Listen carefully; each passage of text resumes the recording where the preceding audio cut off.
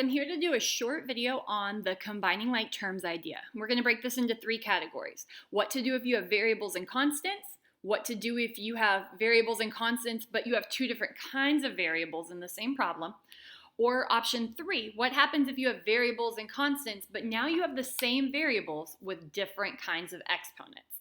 Okay, we're going to talk about all 3 of those. Let's go ahead and look at problem 1. All right, so on problem 1, I noticed that I have x's and then I have numbers without x's. So what I'm going to do is highlight those so that I can tell the difference. I'm going to make my x's blue and my no x's green. That tells me right away that I can keep all of my signs. I make sure the negative goes with the 5x and the positive goes with the 7, positive goes with the 10, and this 2 out front, even though he doesn't have a sign, I know that he's positive. We're going to group those together and remember our integer operation. So if I have a positive 2 and a minus 5 and I combine those, I'm going to keep the sign of the bigger number, the 5 is negative, and I'm going to subtract. 5 minus 2 is 3. If you can do regular integer operations in your head, go for it. Okay, I'm also going to combine the constants.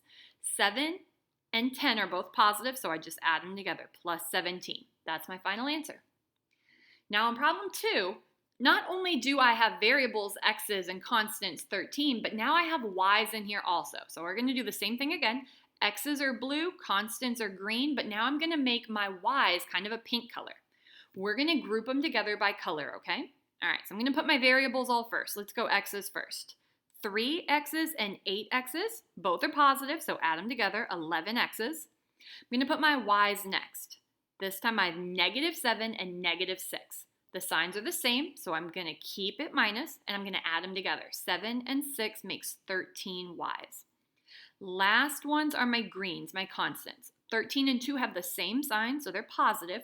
13 plus 2 is 15, and that's my final answer. You don't need to do all of these little zigzags in here. It's just kind of a way for you to see right now where they're coming from. Okay? 15. All right, last one. This time I have x's and constants, just like I did in the first problem, but I have numbers with exponents, I have variables with exponents and some without. So we're going to stay the same way. Blue is going to be x's, green is constants, but this time purple is going to be anything with a higher exponent. Okay, so in this case, the exponents have to be the same. They're both 2. We're going to start with those with the highest exponent first. So 2. X squared and negative 5x squared. They are different signs, so I take the bigger one. The 5 is negative. 5 minus 2 is a 3, so negative 3x squared. I keep the exponent, I keep the variable, everything's the same. Let's do our x's next.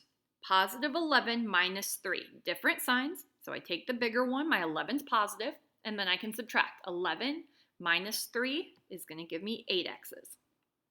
Last one, I'm going to put my green constants together. 1 minus 16, different signs. Answer is going to be biggest number negative. 16 was negative. And then I can subtract. 16 minus 1 gave us 15. Those are going to be your 3 answers. If you have any questions, please let me know.